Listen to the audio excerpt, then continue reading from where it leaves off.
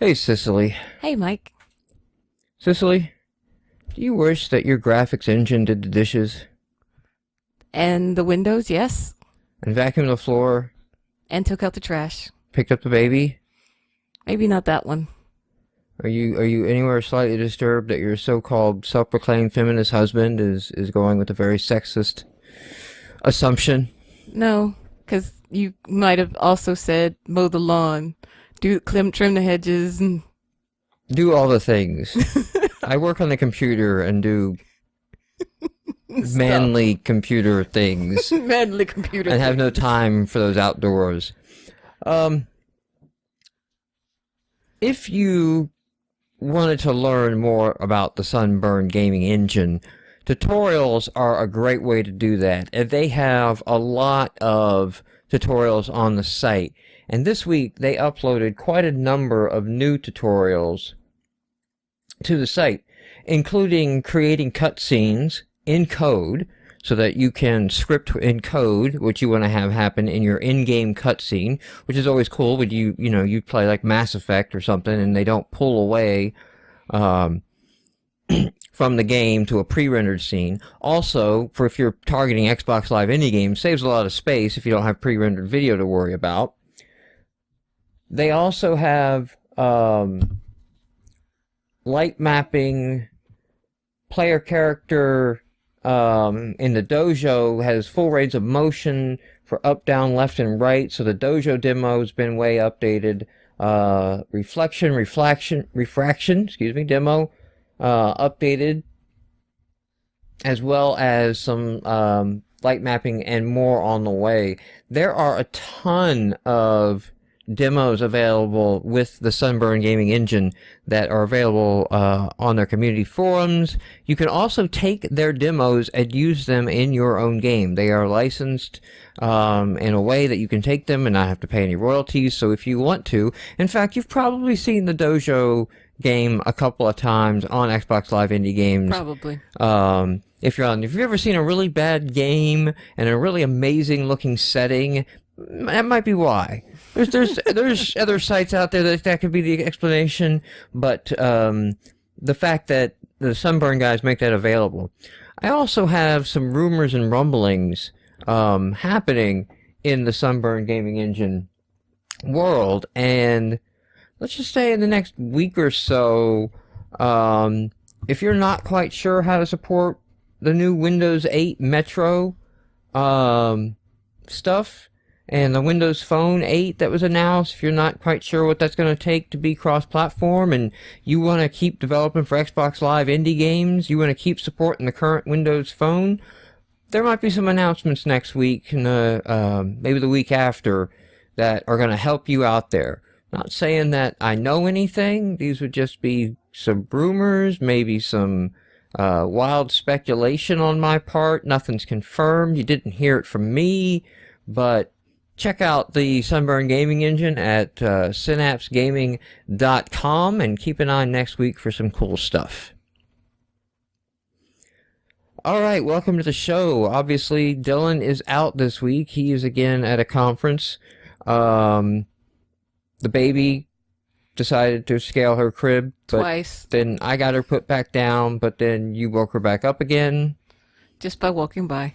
By chasing the cat vindictively. I had the cat in my hands. He was purring. It involved chasing the cat, and then the baby was woken up. I was walking quietly. The cat was purring. It was fine, and I didn't think I was going to wake her up. Whatever. So, what we're going to do this week is Cicelie is actually the guest of the podcast. So, I'm going to kind of interview Cicelie a little bit on, you came to, now see, Jasmine, if you're going to fuss, you're going to go back in your crib. I'm going to go in the big crib. If you're going to fuss, you can just do it from your crib. Okay? You good? Yeah. Hold still. Don't give me that. I'll just take you upstairs and put you in the crib and you can just shut your little head off. Daddy does not care. Daddy does not give a what. This is the third daughter. You think you can give me a look that's going to work? So we're going to talk a little bit about design in games. And what makes this relevant is you came and you have had some design skills when we started, but they were print design, sketches, drawings, and kind of the transition into not only computer art, but game art specifically. So we'll catch up on that a little bit. Are you thinking she needs to go down? I think so. All right. Well, I'll give you a break here to go. If we're going to do it, let's just do it. She'll fuss for a few moments, and then, like so many things, she'll get over it. I only have one news item, so I'm going to go ahead and cover my news item. The Penny Arcade Rain Slick 3. The Rain Slick on the precipice of... I don't know. This thing's got an insanely long title. I forget what it is. I'm just going to call it Rain Slick 3. Going to come out Monday, the 25th, but it's going to come out a few days later on Xbox Live Indie Games. Now, you're not going to get the full story from the Zeboid site. You're not going to get the full story on Joystick or Kotaku. But I'm gonna get into the full story a little bit here, and I'm going to put all the Xbox Live indie game developers on a timeout. Get in the fucking corner.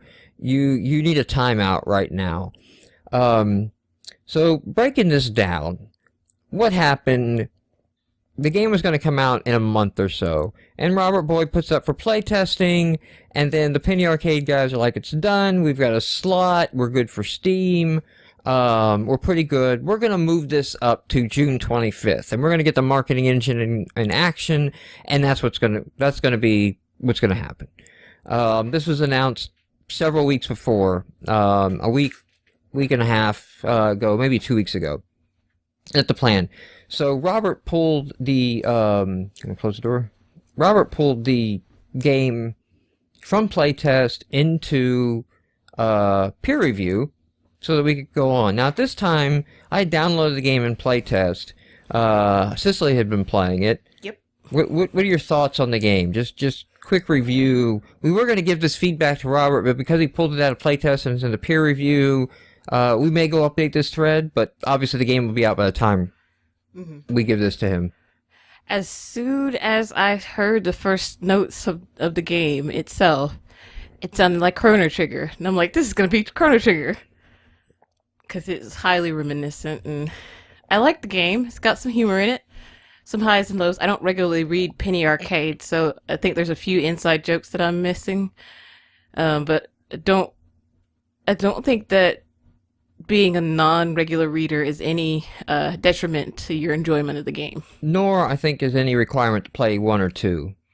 No, they give you plenty of backstory. If they're referencing something from backstory, either Tycho or what the other Gabe will go into a la la la la la. This happened last time. So on the collaboration for the game, the Penny Arcade guys did a lot of the writing. So it is true to that, but they gave Robert a lot of control over the art and the game engine and the gameplay.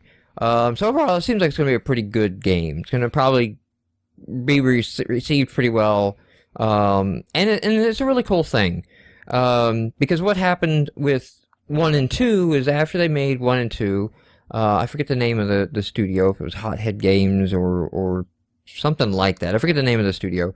Basically said they weren't making enough money off of it, so they weren't interested in continuing it and kind of dropped it. And there was kind of some bitterness, I think, not expressed, but behind closed doors. It was kind of a sudden drop. But then the Penny Arcade guys, they get it going again. And decide that, hey, let's give it to an up-and-coming indie developer so that they kind of have this license thing. I don't know if the exact details worked out, but, they allowed Robert Boyd to come and do it, because he was pretty popular with Who Saves the World, and he'd gone to Penny Arcade Expo. It's really good news. It's coming out on Steam.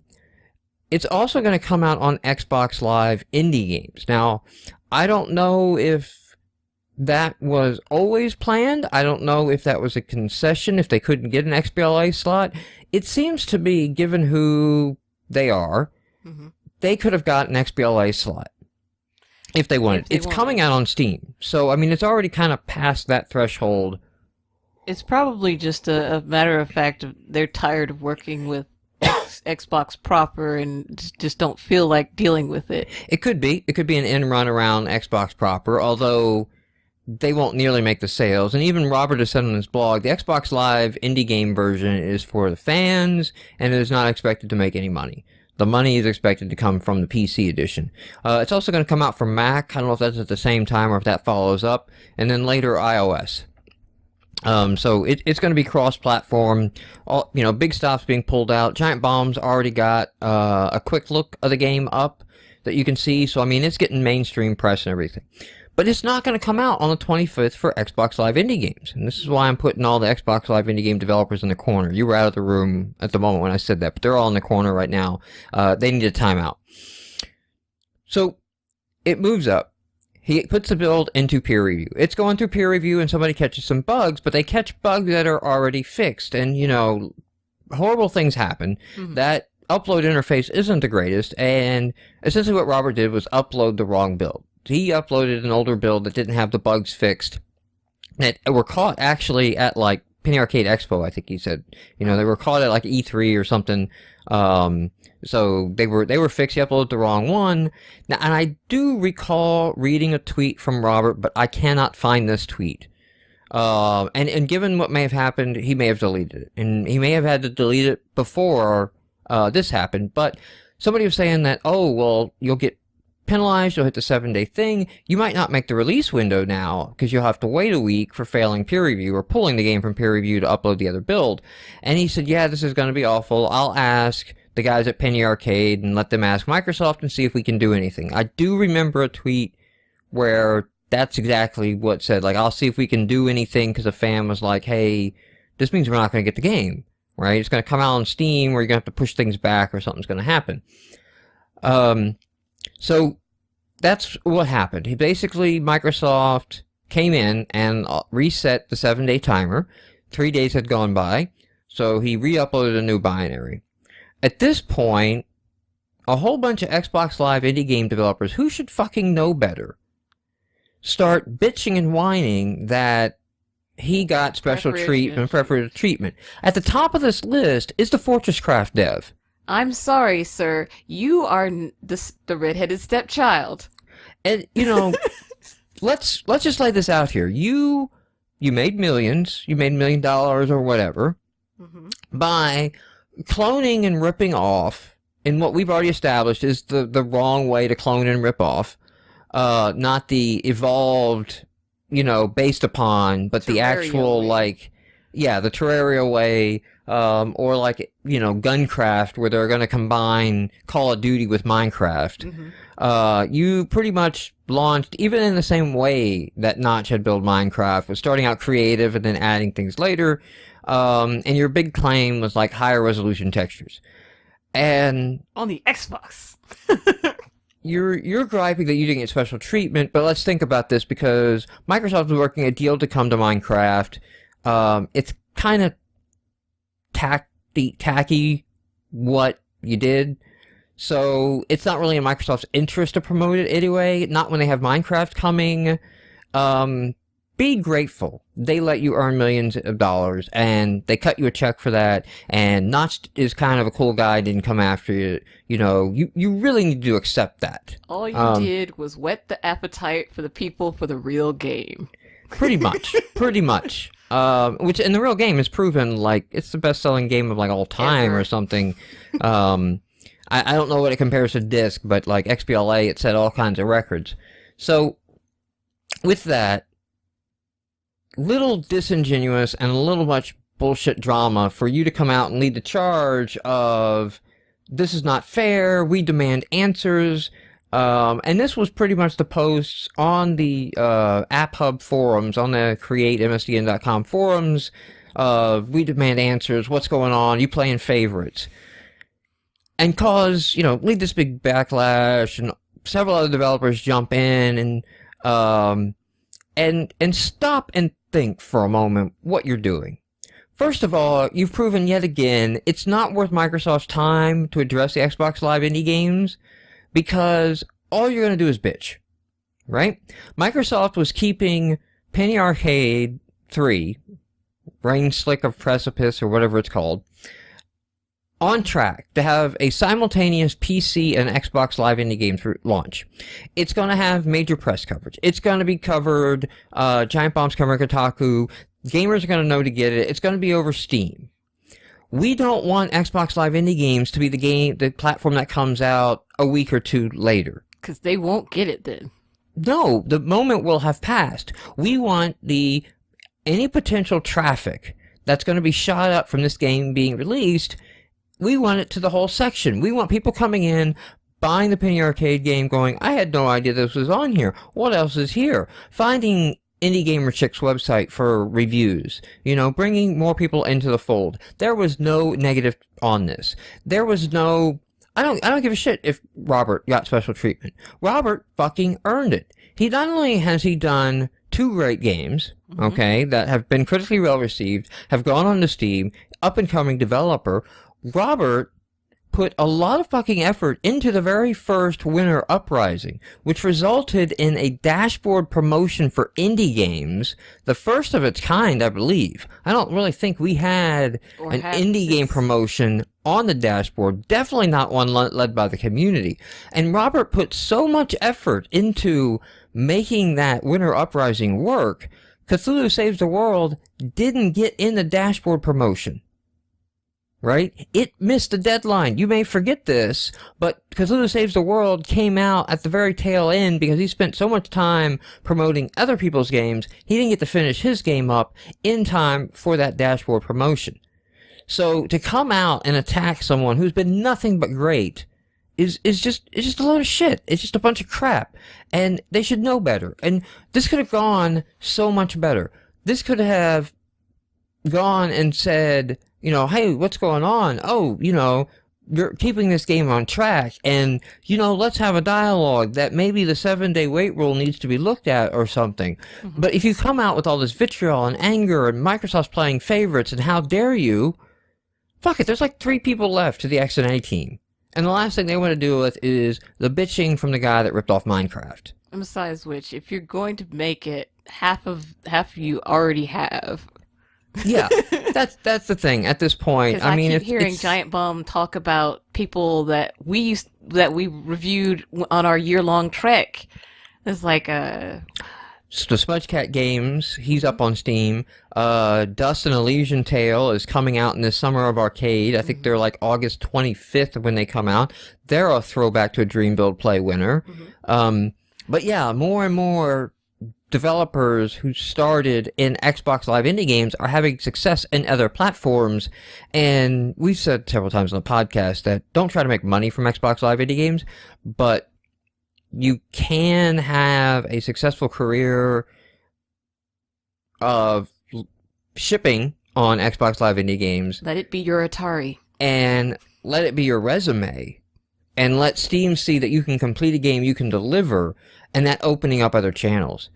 So yeah, I'm really disgusted because what's happened is they uploaded it, and then these guys came after it to try to fail it anyway, and they got in there and they failed it for yanking the memory unit out while the game was saving. And not an hour, not 60 minutes, not 40 minutes later, does the Fortress Graph guy jump on that thread, give it a second fail so that the game has failed. Now, at this point, it has caused so much community backlash that I don't even think Robert's asking for another, resubmit or chance. Now, it's interesting because Robert puts it back in playtest with, we have code to catch this exact case, and it didn't. So if you're the kind of person who tests this, please do. I really, truly hope to God that the game actually crashed on that bug. But also, what a fucking dick move to, intentionally crash the game by pulling the memory unit out while you're saving. It's being, in the comments on Joystick and the comments on Kotaku, gamers are saying, boy, Microsoft is really fucking anal, and this is just kind of stupid. it says don't remove the memory stick while you're saving the game. When that icon's up, don't move it. Don't move it. And they don't understand that that's not Microsoft's rule. That's Xbox Live Indie Games rule. That's the community rule. Yeah. And the rule, you can't really test if someone has good exception handling on their file save routine without pulling that out. But I have said in the forums, I'm not going to do that test. Because the test is fucking stupid. I'm not going to risk screwing up my memory stick or screwing up the Xbox because I pull things in and out while it's writing to it. Just for some stupid test that nobody should really be doing anyway. It got on there, it got accepted. I hope the guys truly did it because Robert's asking for people to be able to reproduce it. And that just kind of leads to me of like, that's, you know... Yeah, they picked something obscure and... hard to reproduce because you got to pull it at the right moment when it's writing and...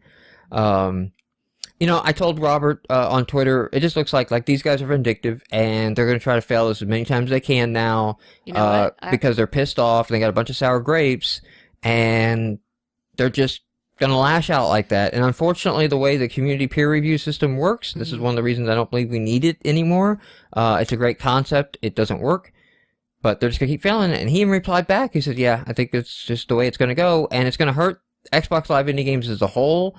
Everybody's going to suffer because it's finally going to come on Xbox Live Indie Games, but everybody's going to get it on Steam first. You know, I wish this was one of the times where Microsoft decided to be super, I'm going to be super dad or super I hate everybody else.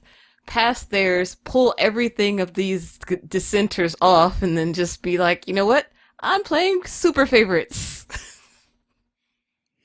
So that's really all the news that I had for today. I didn't queue up a bunch. I guess we shouldn't leave people hanging. We got Captain Dubstep and Dream Build Play. Yay! So we went to. By the way, Captain Dubstep is also up in playtest. If you want to grab the Dream Build Play build, and I forget how long it stays in there. There's a timeout. I thought it was a month, maybe? So, yeah, if it's a month, I'll leave it alone, but if it's like a few weeks, I may just go reset it and upload it again. We're stepping back. We're kind of thinking on what we've got and what we want to do next for the game. There's a lot of features that we built that didn't ship in the Dream Build Play build. We really only have maybe a 1/6 to an 1/8 of the level of the world design in the game. It's meant to be much larger. But, you know, it got up there and it's in the game. Now, Indie Gamer Chick, in combination with, like, Armless Octopus, and maybe a couple other, like, Gearfish sites, they are going through and kind of, like, giving opinions and thoughts on the trailers and the games. They posted the first one up, part 1, and I think they talked about 3 or 4 games, so I'm really looking forward to reading that. But I do myself want to sit down and just kind of go through and check out all the competition and look for, you know, like, if I get a chance, I'll go on GameMarx and I'll kind of give just, like, Mike's, you know, like, what I would put in the top 20. Mike on the mic. and just on that. I felt really good when we submitted about our chances, but then games kept getting added, and I think there's like 400 submissions now, and no idea how they're going to break out the 20 finalists between Windows Phone 7 and Xbox, if it's 20 each, if it's going to be 10 and 10, if it's going to be however they feel. No statement on that, so I don't know what our chances are. I mean, there was still a lot of games I looked at of like, okay, that's obviously not that great. You know, it's like, this is a good idea, but it's another, you know, programmer art. I think is going to keep that one down. I was like, this one looks pretty, but it's not fun at all. But then there were some games of just, you know, holy what the fuck hell, how did you guys Why are you not pull this off? producing something for real? I mean, there was one game, I already went down the list, there was one game that's already on Steam, so it's Microsoft contest, and, you know, they don't require that your game not be released, but I hope they don't give it to a game that's already on Steam, because that's really if you're already defeating the making purpose. money from this game, it's not really no.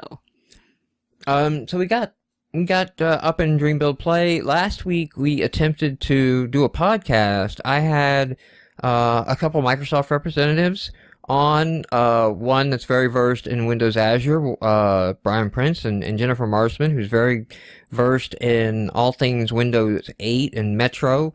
And I was looking forward to a really good podcast to where I would kind of challenge them on my concerns of the marketplace and, the direction that it's going and the issues that I see of repeating the same mistakes that the Xbox Live Indie Game platform has, and that the Windows Phone 7 platform has, and once that's going forward. And the Microsoft reps were, I was going to have that conversation with them anyway, but they were like, yeah, we'll do that on the podcast. I'm like, that'd be great, excellent content. But we just had a total equipment failure, spent an hour and a half trying to get things set up to record. I think this stuff, I think the Dell has given up the ghost on being the portable, laptop now to record that, and unfortunately my equipment is FireWire and I don't have another FireWire laptop. I have looked into USB alternatives. It would be about $400 to get the base box, so we could get a nice USB one. And then I went looking, and I would like to get lavalier mics instead of our studio mics. Mm-hmm. I like these in the studio, and I think these will pick up a much better sound. But having the nice lavalier clip-on mics, they're lighter. I don't have to worry about training the guest, where they seat, and get all that. Of course, that means like dropping another $1,000 for like $8 to get all the equipment, the new equipment, the mics, what they'll need. As far as adapters and such like that, to get that set up. But, I don't know, that may happen. We don't have any on the road stuff, I think, coming up. I don't know if I'll attempt to podcast from DevLink, or not. I gotta find out who's gonna be there and if they're willing to record again. We may, and also, the podcast shit is heavy. Yes. Insanely so. It's one of those times where if you loaded down a mule with it, it would say, fuck you. Yeah, so, in that regard, having the clip-on mics gets rid of pop screens, it gets rid of stands, it gets rid of those heavy-ass bases. Yeah. It's a $1,000 investment. So, I don't know, I kind of like the lavalier mics for some other stuff I want to do, too. And other recording. Like with the girls? Yes, with the girls. So, like, this may be a conversation we just kind of have off and figure out, to do that. And maybe I'll sell the audio equipment. Maybe I can make a deal with some guys locally or something and find that and offset the cost a little bit. Unfortunately, with it being FireWire, just nothing being FireWire anymore, I don't know how well it holds its value, but we'll find out. We'll find out. So that's why we didn't get a podcast last week. We were even planned, I was going to even attempt hotel Wi-Fi and try to stream, and whatever got out, got out. So I saw that Starosky has a YouTube link, but he didn't qualify what that is. So I'm afraid of strange YouTube links in chat rooms. I hang out way too much in the XNA chat room I have been burned too to click many times. On that. If you back that up, maybe we'll talk about that link. I don't know if it's a Fortress. I'll be hilarious. It'd be hilarious if that was like the Fortress Craft guy on camera. Well, not so. The Fortress Craft guy I think was DJ Arcus, but the other guy that they have that shoots his mouth off, their PR agent. That'd be hilarious if that was him going off. So that's that. Let's get on design. Let's get on design. So before you started working on games, what was your design stuff limited to? What had you used and what kind of designs were you doing?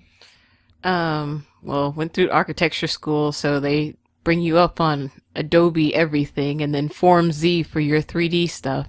And let me tell you, Form Z is a biatch that hates everyone and itself. But that was my computer stuff, and then I've tried to do several other 3D programs, including SketchUp. SketchUp being a very, very easy intro 3D rendering. Yeah, that's the free one from Google. Correct. I think you can pay for more features, but it's a very good starting point if you want to look at something and you don't have the means to get the student versions of yada whatever. Yeah, and it's aimed at, I mean, I don't know that in SketchUp you would do game stuff now. It's aimed at, like, I designed my desk in SketchUp.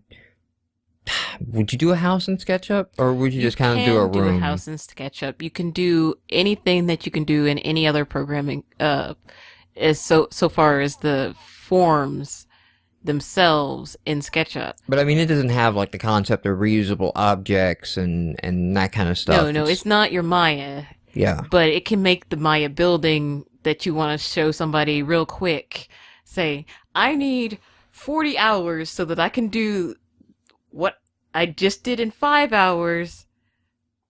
Great. Yeah. So you had the architecture stuff and all that, but you were doing some marketing stuff too.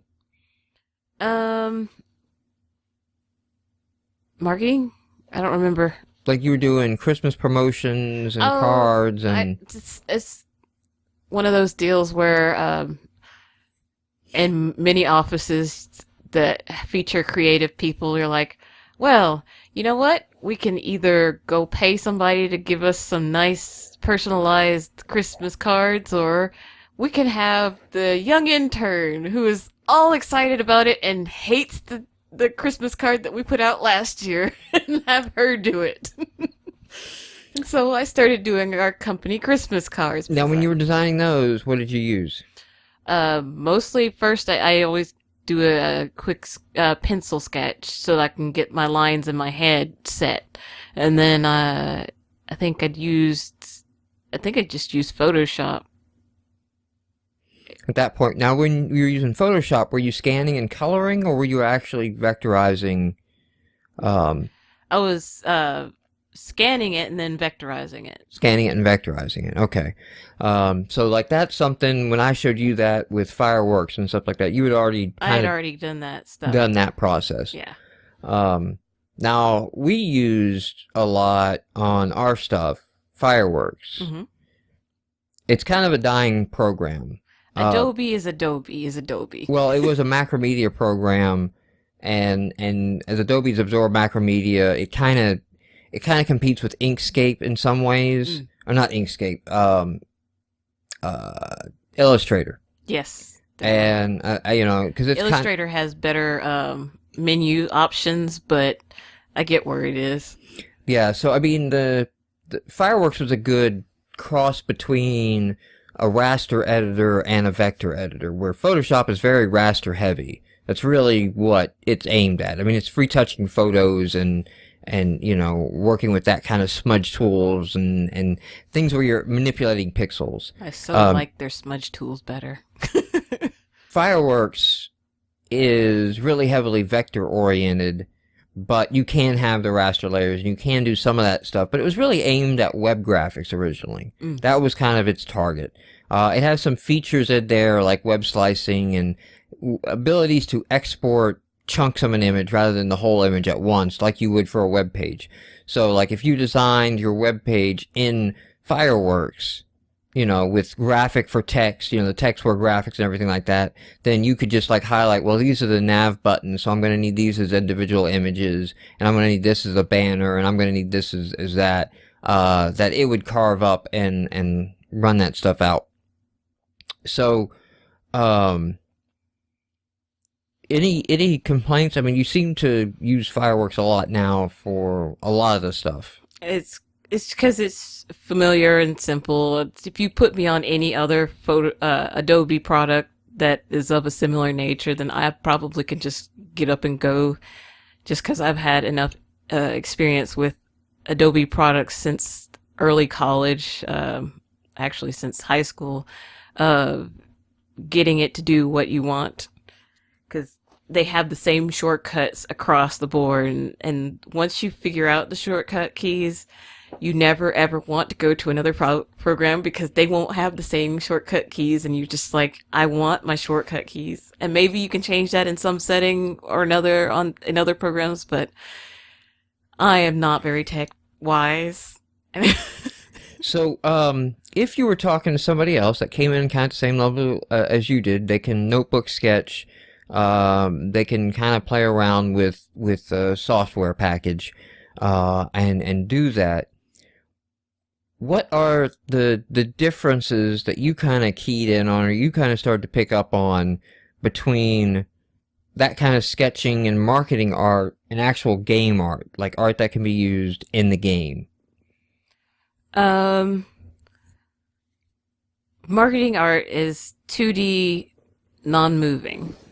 It's, even if you get like a Picasso type card, it's a non-moving. Even if you feel like it could move eventually, the painting is so alive, you feel like it could get up and walk, it won't. And you don't have to realize something that's not going to move. People are like, what about buildings? Buildings don't move, but you move around buildings, and so you have to realize what a building is supposed to look like as you move around it, even if the image itself doesn't change. It's just one of those things where you have to realize that proportions do matter. Some things are going to look stupid even if they feel right. And some things are going to feel stupid even if they look right. That's about all that you can get. You have to go individual, base by base. If you're doing 3D art, some things are easier and some things are harder. Like, it's easier to get your buildings right, but harder to get size relations between buildings and people right. Because sometimes you're just like, I want a nice 3-story building, and then you do it where it looks like you've made the World Trade Center against your human. So, you don't really have any, like, approach to how you draw the character or, you know, create them for game art? You haven't really picked up on any, because there's been, like, a difference between, like, Draco Wing. Mm-hmm. And did I throw all your stuff out? I don't remember. Like, I just had like nothing usable when you were working on Draco Wing, and we didn't spend a lot of time on it, so we had to go through a lot of revisions to get to something usable. Versus the enemies for Captain Dubstep, where you cranked out a lot in a short amount of time, and they were pretty much game ready. Not a lot of tweaks needed. Any artist worth their salt will tell you sometimes the muse hits you upside the back of the head and you just spew out a mass of good stuff. But I mean, it's not even like concept or ideas, it's just the quality of the artwork. Like the ship that was drawn for Draco Wing looked hokey, and, you know, like a middle schooler would like draw, you know. Whereas the Master Blaster character, you know, has a lot of nuanced detail going on. Also, what have you figured out for pixel art? Because as we shifted into the 2D world, and scaling down and going that, we shifted also into pixel art. And that was a struggle at first. That's one of the reasons we went looking for other artists to bring in, because pixel art and regular vector art don't mix. Right. You know, you have to work with the individual pixels. There's no other way at pixel art. And so a lot of advanced tools that you can use in your Photoshop and all that, you just can't use on pixel art. Mm-hmm. You can't do a blur, you can't do a smudge. You need to manually dither with the pixels because you just don't have enough to work with on any given tile. But the characters that you're doing now in pixel art, granted, you got a couple scales off on a couple of them when we put them together, but I think that was just because we didn't, you know, have a good idea until after the fact of we should have said, okay, if this is his, like the Master Blaster character, if this is his height, then let's real quickly figure out, okay, she should be this tall in relation to him. And then so Captain Dubstep is 96 pixels tall, so now we want him to be 250. And then you would have your scale when you went in the first time. Yeah, it's those, if you look up, like Mega Man or, any of the old NES games, they'll have those character sheets just all flattened out into, this is everything that you'll see in this particular level that you want to deal with. Yeah. If I'd made one of those, then that would have been helpful to myself for scaling.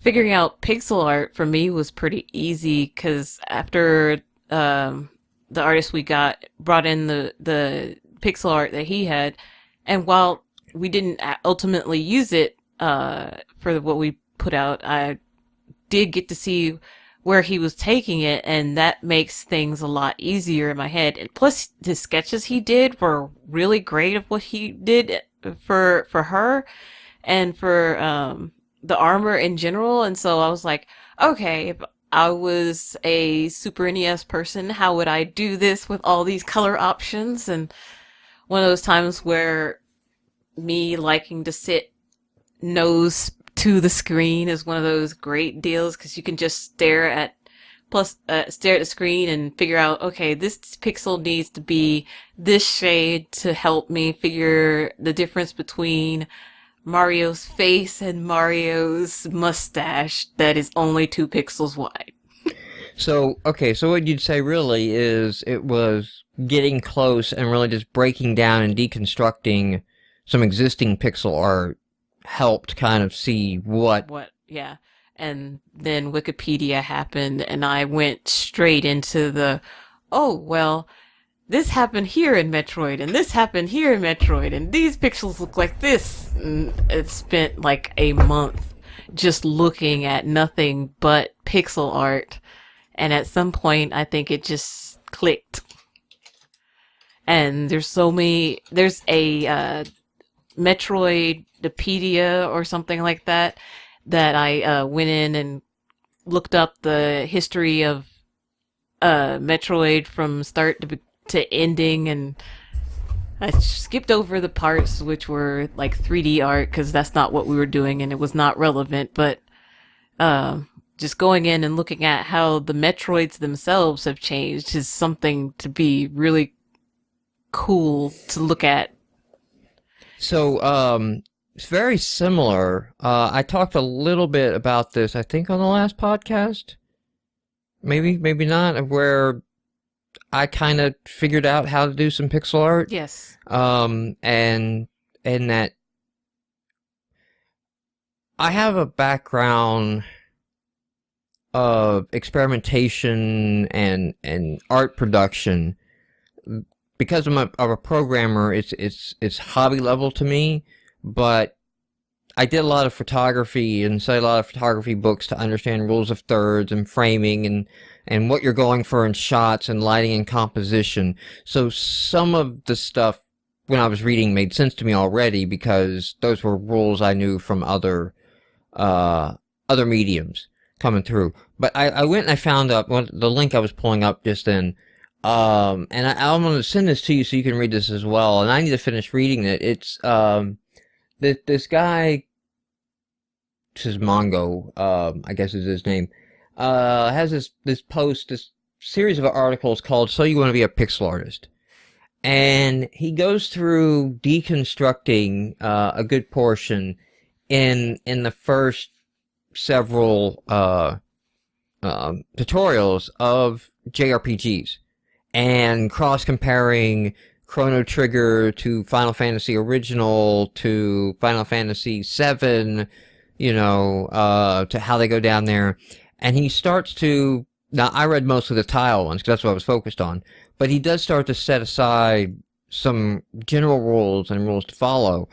And that helped me, again, just staring at these pixels, getting in close and detailed, with what these artists were doing. how they were choosing their colors. You know, what colors did they choose, and then how did they choose these colors, and how did they apply these colors to create, you know, depth effects and you know, not just plain flat pixel art, which some of the stuff that we have in Captain Dubstep that shipped.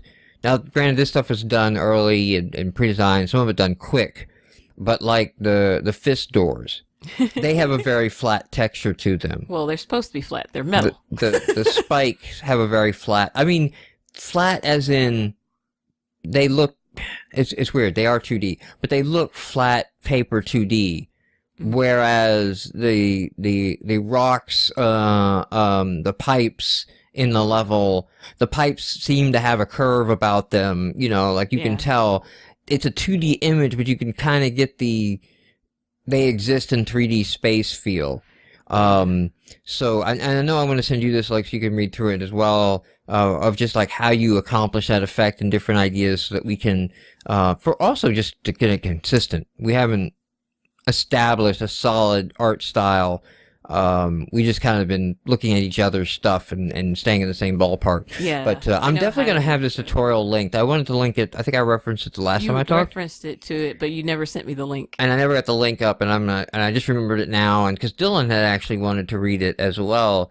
And it's what inspired me to start writing a graphic software package for creating tiles and pixel art, because reading this guy's rules, it's like, I would like to have a graphics package that kind of made it easy to follow these rules, you know, of like it was specifically designed for this, and I'm robbing ideas back and forth. I actually did a little more, took a break on some other projects, and added a little bit more to there, and learned a shit ton about RGB versus HSL.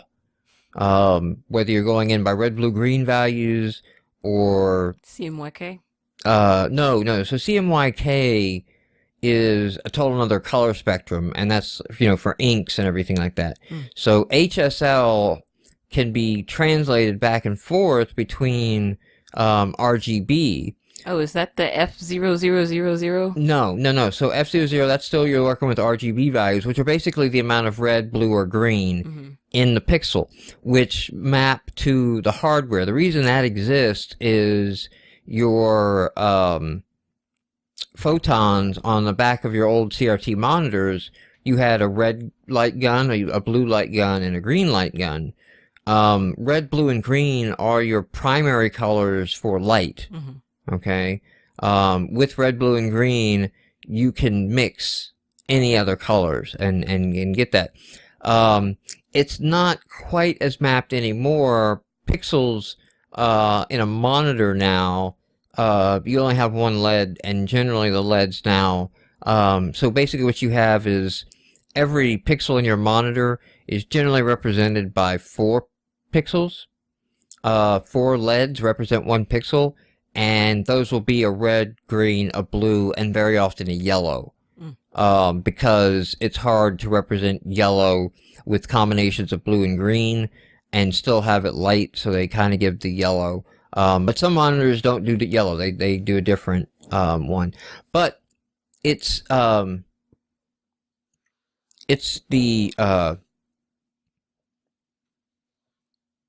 very tied to the hardware, and it's not really tied to being able to pick and choose colors easily. So there's this alternate scale of hue, saturation, value, okay, so it should be HSV, or it could be HSL. Hue, saturation, L, hue, saturation, and lightness is the L. Hue, saturation, and value is the V. Sometimes the V is called brightness, okay? The lightness and the value are different calculations, but the definitions of saturation also differ between those two, so they're not really interchangeable. You kind of got to be careful. I went down to some dark Wikipedia holes and of like the difference between the two.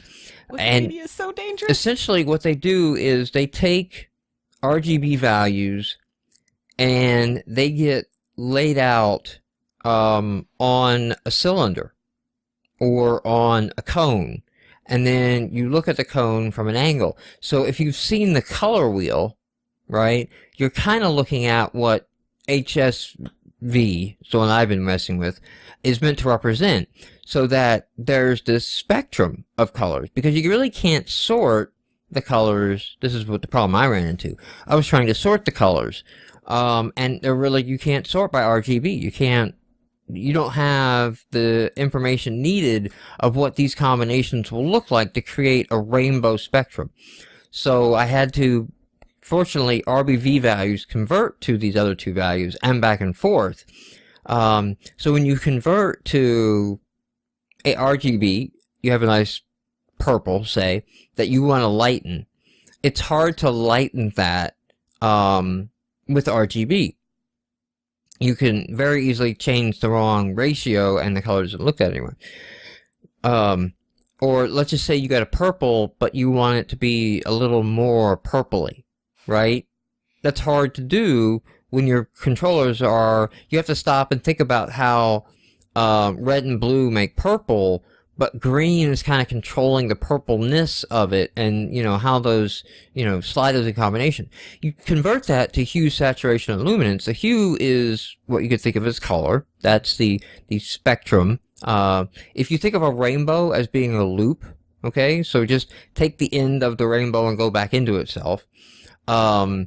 Then those are degrees, and that's what your hue is. So your hue technically goes from 0 to 360 on that spectrum. And then you have a saturation from 0 to 1, 1 being 100% saturated, 0 being completely desaturated, which if you desaturate a photo, it goes to black and white, right? So you're lessening the amount of the intensity of the color, right? So if you just want a little more purple or a little less purple, now you can just drag the slider of saturation. And then also, if you just want to kind of wash it out some, you can adjust the lightness or the brightness control. So those are very easy to pick another color, because if you get a grass texture, right, and now you want to create some highlights, well, you just up the lightness value a few ticks, and now you have a green that's complementary to what you're working. And if you want some shadows, drop it down a little bit. If you want to create some dead grass, desaturate it a little bit. And just by finding the green that you like, playing with the other two values gives you this wonderfully easy way of, adjusting the color palette and being able to create highlights. And I found, when I followed this guy's tutorial package and I applied this principle and sort of used HSL in my graphics package more than RGB, that I was able to, as pretty much a color ignorant guy, like I'm not good at intuitively knowing complementary colors, okay? I'll go to Adobe's Color, the KULER site. Oh, that one. And yeah, so it's KULER.adobe.com, and it has this great color picker, color wheel, where you can mathematically find the complements to a color and kind of come up with a set of 5 colors from which to use. And I've done this for websites all the time, where I'll okay, this will be our base color. Now I need a highlight color, and I need a background color and link color or something, and I'll use that to find that. So being kind of unskilled at that, I've been able to really find that. So I went down that path of implementing the raw formulas, because unfortunately .NET didn't actually have the methods to convert the WPF color objects back and forth easily. But like I said, I was on Wikipedia, and it's all math. Yeah, conversations are like that are why I did not enter graphic design. I took one mandatory graphic design course and then I was done with it. So I'm going to share that link, definitely, if you're interested in that. And I think I will actually get to a point where I will present I will come up with a talk on how to do pixel art from a programmer who, like, if you can, as a programmer, master the art a little bit, you don't have to be great. In fact, I think going forward on Captain Dubstep, we're going to let Cicelie, you're going to focus on the character art still. Yes, because I can do characters. Yeah, and you're doing them well. And then I will focus on the background, the tile art. Maybe there'll be some overlap, but it's a nice division of responsibilities. But as a developer, if you can get in there and do, like we did collaborate on Captain Dubstep, if you can go and make a half-decent... something that the artist does not want to burn through the computer screen? Well, not so much for the artist. For the gamers. You can create a decent prototype.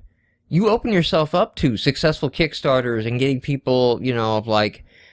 It has that charm, of like, yeah, it's not great art, but it has like an 8-bit charm to it or whatever, a nice quality to it that the project will get following, successful, people will following it, and then artists want to work on the project, artists want to submit assets, they want to contribute, because obviously as a developer, you've shown that you can implement the game engine. And, I think an artist has a fear, definitely freelance artists and collaborating artists, that, can this guy actually, if I give him a bunch of art, can he make it look good on screen? Mm-hmm. Or he's going to screw it up. Well, if you are doing your own art and you're doing a half-decent job at it, the artist can see that, yeah, if he just had, if I just sit down and did, some really good stuff, add some extra flair, give some hair wavy features to, and touch it up a little bit.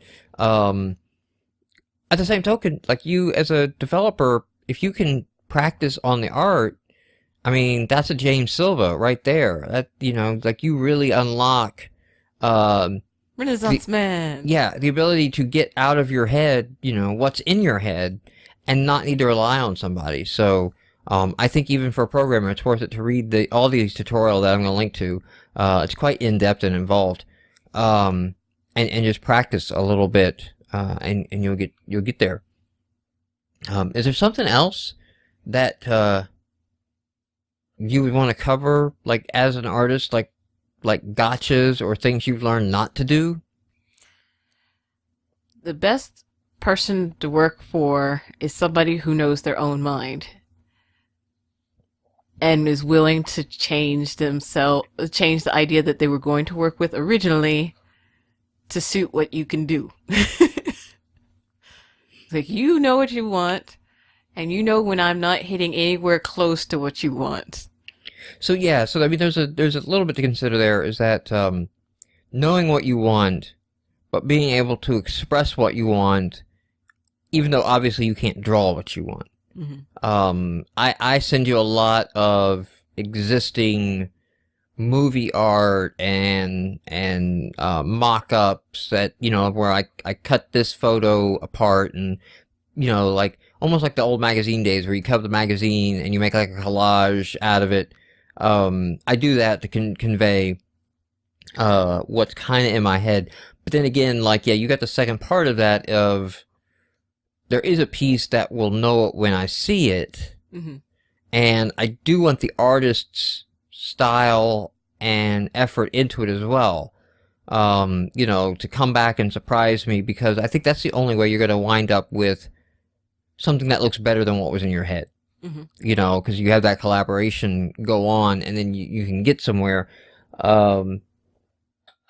My way of doing that is just being very brutally honest and direct, and not waiting on feedback. And I hate like periods of no conversation when like a character's being designed, because I almost feel like this is like an Agile thing too. Like, if you shut down and go off for 3 weeks, whatever you come back with is going to be wrong, because you don't have the communication and the little minor course corrections that would have kept you on the path that I don't know what the path is, So, like, the only way I can tell you you're off the path is to see that and go, no, wait a minute, I don't want shoulder pads. I know I might have said that, but now I'm seeing that, and that's just not going to work. But then what you were doing here, like that works. You know, like run with that further, and stop playing with this idea. You know, again, I like seeing sketches before computer graphics because sketches can be iterated upon much quicker than the computer graphics can be. Also, at the pixel art level, once you start drawing that, like we ran into a problem with Master Blaster. He was the wrong size. Yeah, I felt like I was making him bigger, but I wasn't making him bigger. He needed to be like 3 squares tall or 4 squares tall. And I was just thinking, okay, he's a 4x4, so he's going to be huge. And like, no, he's not. No, he was just as tall as Captain Dubstep. And so the problem with that is you can't really scale pixel art up or down very well. Yeah. Like, so either way that you scale that, it's not going to work well. Now, he did okay. He did okay. He did do okay. Obviously, you could probably go back over, now that we have time, and kind of refine, now that you know the resolution that he's going to be at. The other thing graphically is we're still using Spriter. Mm-hmm. We're still using release 5 of the beta of Spriter, and we desperately need an update. Because there are just some bugs in there where you can trash an entire animation or project from bugs in the software and not realize you're doing it until you save it and reopen it and then realize, oh, that's totally fucked up my other animation here that I didn't even look at. So I kind of see in code how that's happening. The Spriter guys are locked into defining the file format, and so they do have a big update, which is going to get the final version of the file format, which is important for us so that we integrate the game code with the art format, and then as they add the features, they don't change the version on disk, and we don't have to do anything in code. So it makes a lot of sense, but it's just sucking at the moment that there's some really game-stopping bugs. I don't know how many times I animated one particular motion that the captain was supposed to do because it decided that it was going to... No, it wasn't captain. It was when I was doing one of the other creatures. Oh, I was trying to make the wheel turn correctly for Anarchy Bot, and it was refusing to turn because it would keep copying the wrong one and then pasting all of those across every screen. And I'm just like, no. I figured out the math. I did some math. You will not mess with me when I do math. It has some problems when you copy a frame of like somehow keeping a link back to the original frame, and then so if you edit the new keyframe, you're changing the prior keyframe as well. It only seems to be if you change a value in the drop-down screen for that item without moving something. So I learned to move the actual item with the arrow keys up and down real quick, and that's the other thing. Change the value. Now, for the stuff that I was doing, because I animated Captain Dubstep, I also spent a lot of effort to get the stuff to line up on pixel boundaries so that it didn't blur the image as bad, because it anti-aliases. So hopefully there'll be the updates, because I've been on the forums with Spriter guys as well, going like, you know, this is the issues we're running into, and the fact that it has this anti-aliasing on and it does default to snap to pixel boundaries kills any kind of sprite-based animation that we're doing. But I think we're going to be able to keep using it. Like, it's definitely... I mean, if we had to do this stuff by hand... Dear Lord in heaven. We wouldn't be nearly as far down as we are. It's turned out to be a really great tool. The program itself is promising. Very, very promising. I just wish that I could take a blowtorch to some of the bugs in it. Any other tools that we've been using that, I mean, I use paint.net now. I don't know if you started using it. I think I showed it to you. You showed it to me. You downloaded it on my computer. The sucker, it's one of those times where I was starting to try to use it, and I was like, do you have a shortcut for this? No, I don't. Do you have a shortcut for that? No, I don't. I'm like, I hate you already. And I refused. I used a Mac in college, and shortcut keys are the only way you could do stuff half the time. And so anytime I can't use a shortcut key with my left hand to get something done while I don't want to go back to the little drop down menu because I don't care about the drop down menus. If I know what I want to be able to press a button or control button and then have what I want right there. So, anything else? I'll get into the Kickstarters, but anything else we want to cover? Graphic design or elements or... I don't know. All I can think is Batman does not smile. That has nothing to do with game design. It's got everything to do with game design. That's unrelated to this topic. Artist, Batman does not smile. Hold firm! All right. Kickstarters this week. Kickstarters for the last couple weeks. Now, yeah, so we didn't have a podcast last week, so I got 2 weeks worth of Kickstarters again, but I really don't have that many. There were not that many games as a whole released, and a lot of games with no gameplay. I've said this before. If you can't get some gameplay up of a prototype up, you don't need to go to Kickstarter. There's a lot of just like, hey, I have an idea and I need to get a bunch of money to put together a team. And it's like, no, you need to demonstrate some ability.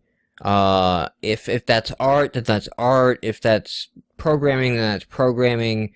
But you do need to demonstrate that, you've got more than an idea. So unfortunately, a lot of just that was up on Kickstarter the last couple weeks. Well, but it'll make this easier to catch up. So the first one is Neil Stevenson. And come on, you want to work. It's not wanting to work. There we go. The first one is Neil Stevenson, who he is a author of several books of recent, like kind of steampunky and cyberpunk and hacker type books. And he basically has this wonderfully charming Kickstarter pitch. I'm waiting for the moment here where the guy busts through the green screen. For his Kickstarter game where he wants to make a game with swords. And he doesn't want to make a game that you have swords in it, and like RPGs where you mash a button. He wants like actual like sword play. I don't think he's settled on whether he's thinking like Wii Motion or Kinect or something like that. But apparently he is, a sword buff and wants, this true to swordsmanship stances and poses and everything game to be created. So he's got a Kickstarter to do it. And it even's interesting on the Kickstarter because he's like, the first game that we make, it's going to spend a lot of effort figuring out this tech. So it's going to be pretty simple. It's going to be a brawler, just simple arena combat game, very, very basic. But this thing is definitely on its way to get funded. He's asking for 500,000. He's up to 322, and he's got 16 days left. So it would surprise me if that doesn't get funded. It's also okay. He's funny, so it's worth watching the video because he's funny. Please don't try to do this unless you are also actually funny, and that has been verified by a people who don't non-biased third party. People who don't love you. The next one we have up isn't an actual game. It's this guy that wants to throw a party for some indie game studios, which does include Ska Studios. So I think it's in DC, Washington, DC. The guy's name is Jacob Clark, and wants to have a little gaming in public. And where are the studio names? I'm scanning real quick.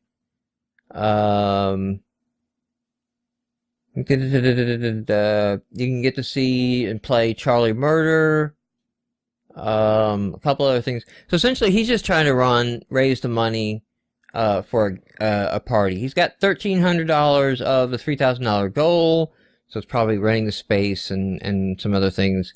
But it's an interesting way to sell tickets, really. Yeah. That it is kind of a thing. It caught my eye basically because it is James Silva will be one of the indie developers there to showcase Charlie Murder. The next one up is Endless Migration 2. And I'm trying to remember at this moment. I saw Canada Geese. Yeah, so this has got sort of a novel idea where you play the geese, right? Migrating. And you're also like migrating through like space and time. But you're basically trying to safely get through the migration. So like where you see the scenes where it looks like it's a World War II vertical scrolling shooter. Oh dear. That's going on. You're trying to avoid all of the scrolling shooter. And, you know, the birds are also trying to get back to like their time or something. It was pretty like novel idea for simple gameplay. It has resonated. They've raised about $6,000 of the $8,000 that they need. See if I can jump to some more gameplay on video on there. And you know, I think it's going to be iOS. Trying to see if they say PC. Hopefully they will. Let's see, $25. Yes, there will be a PC version as well. So they are a little priced high, I think, for a game on there, but pretty good concept. Now, this was fairly recently launched, I believe. Legends of Aetherius co-op hack and slash action game. Looking for $25,000.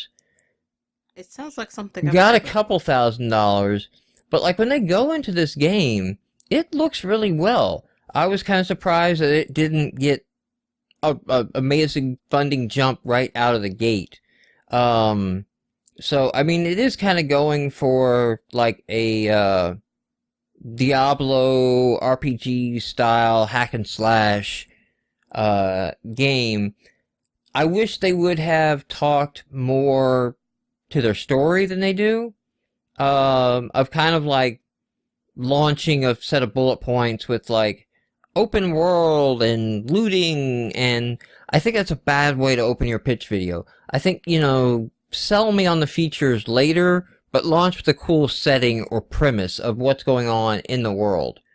It does look very good though. These guys could actually, you know, execute a pretty game. A game, and you know, it looks like for asking for $25,000 of what they're showing, they should get funded on this.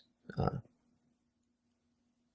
probably just a case of, we don't want to tell you that the world is ending, but the world is ending. So this next one here, I'm trying to wake the Wirecast back up, has the creepiest guy, I think, to have ever pitched a Kickstarter. Okay. I mean, and then he's doing whole kind of creepy, not quite funny commentary. He looks like somebody who would creep me out even if I was looking for a D&D game. Yeah. Yes. And, like, if he murders somebody, I don't think anybody would be surprised.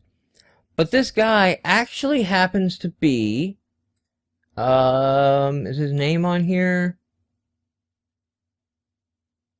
He does say his name at the beginning of the video. I'm trying to see if I can find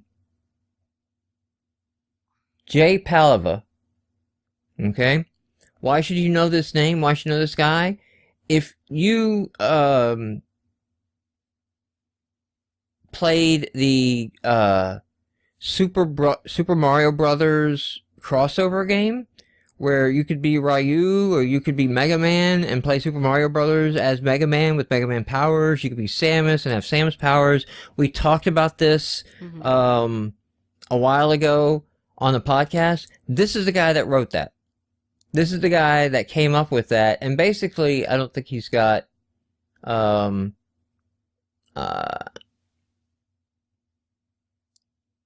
yeah, I don't think that he's got a video on the Kickstarter of the Super Metroid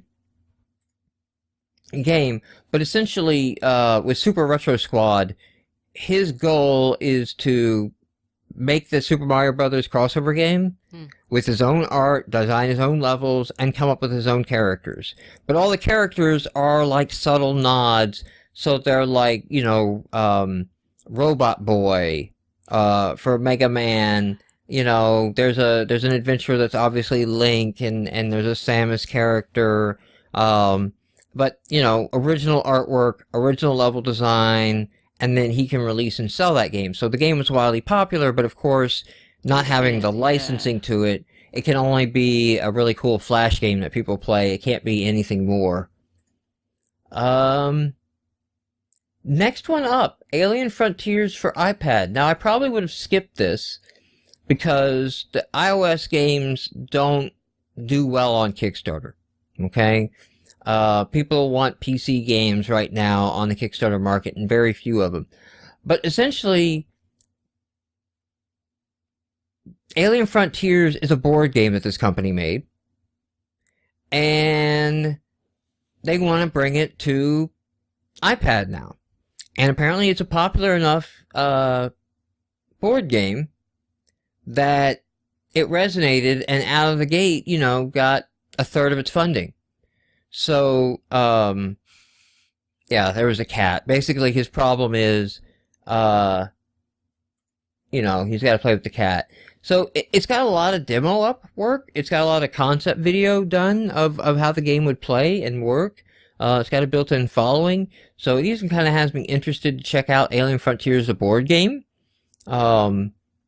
And, you know, because it does look like an interesting game. And I jumped to the video. Somebody saying in chat that it'd be nice to show the gameplay. I want to say that does happen in the video, or maybe there was another video down. I did see people playing the game. That's on that page somewhere. Of that. So yeah, they got a lot on their Kickstarter page. I'm not going to find it right now, but I want to say I saw that. Or no, I'm confusing that with the next game up. Z, Magic the Gathering meets The Walking Dead. So this has got almost $30,000 funded out of $100,000, and I'm going to say it's all from the opening of this video. The opening of this video is a time-lapse sequence of taking a model and putting on the zombie makeup to where she's like ready for The Walking Dead. Essentially, they are building a Words with Friends style turn play zombie game, a Magic the Gathering type iPhone mobile game, okay? With the premise, though, that, like, you may not understand the difference between a green and a white card if you don't play Magic the Gathering. Or Pokemon. But everybody knows what a shotgun does. You know, everybody understands how zombies work. Everybody knows what the healing kit is for. Mm-hmm. So it will kind of be more accessible. And the reason I confuse this with the other one is they actually prototyped the game, since it is to play like a card game. They made the card game, you know, with a prototype deck and played it to kind of hammer on the fun there and work out the system before they made it a computer game. And the other cool thing is that only for the Kickstarter, at like the $75 or $100 tier, one of the higher tiers, they will actually do a one-time run of the game. So you can actually have the actual card game that will be the iOS game is based on. Sweet. But that won't be something that they sell after the Kickstarter. So I think all of this has done really well for it. They're really, wanting to make sure the cards are well designed. That's kind of why you keep seeing the call outs to high production value and all that. So like they're doing high dollar art, high dollar designs on the card, taking actual photos of models actually in makeup and things like that. So pulling out all the stops, and it seems to be working. Next one up is Alpha Colony, a tribute to Mule. If you don't remember Mule is this game back in the 80s. Like, this is a Commodore 64 game. Okay? Did hit Atari. I think there was a NIS port of it. Basically, the first, like, resource mining and empire building game, right? I mean, it's all kinds of, like, stats and stuff, but it's the precursor to SimCity. It's the basis of how like StarCraft economy works. Like if you really want to know what the archetype original design was, Mule is the game.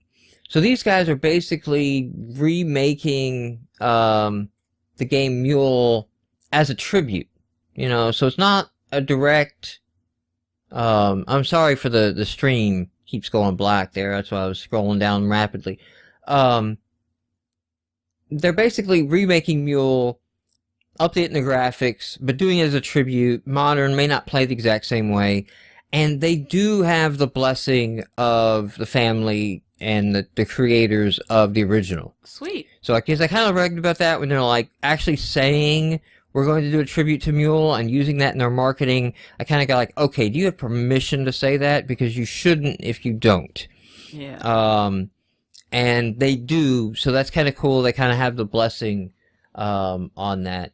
If you haven't played Mule and you're a game designer building a game, that's one to go and check out, I think. That's one to go learn and do it. The next one I have up isn't a game. It's the indie graphics builder, Create Your Own Sprites. What this is not an application. This is a collection. This is actually kind of interesting, and I may back this. This is a collection of graphic images that you can use to create your own sprites. This is not a pre-built tile set. Let me just jump ahead in the video. This is so you can load up Photoshop and have different shapes that you can then construct to make ships. And the guy in the video shows, like, from the shapes in the kit, he drug together and made, like, 18 different types of spaceships in the game. Using whatever you want to use. So it's not software, it's just an art library of alpha transparency shapes that have themes that you could, drag together and make different textures and stuff like that. So I may back that. I may look at see what levels he got, because he has a couple levels where you back at the lower level and get like a small set. But if it's like $100 maybe, and you get like a pretty large amount of graphics, Draco Wing. Yeah, it does like. So he does say like more than space graphics and things like that. Will be there. Mm-hmm. But like if you want to make different guns and all that, he gives you guns, barrels, triggers, stocks. So you can. Interesting to me because I suck at drawing guns. Yeah, and so the idea is like you can take these raw gun components and design your own guns from them. It's not a prefixed tile set, although he will ship a couple pre-built tile sets as well. Oh. So like if you want to just grab a tile set and go, he will give you a tile set, but then is made from, his components, so that you can extend your tile set for your particular game. And that seems like a really good and novel idea. So like I said, I may back that just to get in on that. Okay, why did I mark this one? This is Night Hunter Hardcore Mobile Driving Shooter. Oh yeah, so they're looking for $300,000. They got like $1,000. They don't start right off in the gameplay, But it does look like when they get to the engine, these guys have a nice looking engine for a mobile driving Carmageddon type game. And I'm kind of curious why it did get more funding. Maybe people aren't quite resonating with, it's not Carmageddon the brand. So maybe people aren't interested in a racing car combat game. It looks nice. So this one has me kind of at a loss. I would expect it to pick up a little more in funding. Maybe the guys haven't done a whole lot of marketing on that. But if you see the video, Night Hunter looks pretty good. Maybe it is the hardcore thing. Maybe people, look at that and go, hardcore driving games can be very unforgiving. And Forza. Yeah, that's not That's for not fun. everyone. That is not fun. That's not what a lot of people want. Our last game up is here. Interesting because it's successful. Project One RPG game. It literally looks like this guy is making an RPG Maker game. It has static screenshots, no video. But he asked for $100. It's looking at PC and Xbox 360. So again, I'm thinking it's the RPG Maker for Xbox Live indie games. He put up a $100 goal and basically said like, hey, here's some text description of the game. And he got $700. He did get money for that. So it's on there because it surprised me that it was successful. That's really all I have to say about it. I don't have anything other to do. So it covers, like somebody just mentioned in the chat, it does cover his Xbox Live indie game license. And he's got a few more dollars from it.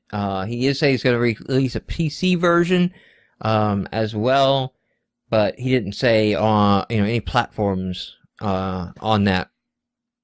But just a thing of like Kickstarter is worth considering. Like even if you need a small amount, or if a small amount would make the difference. It's almost better if all you need is a small amount.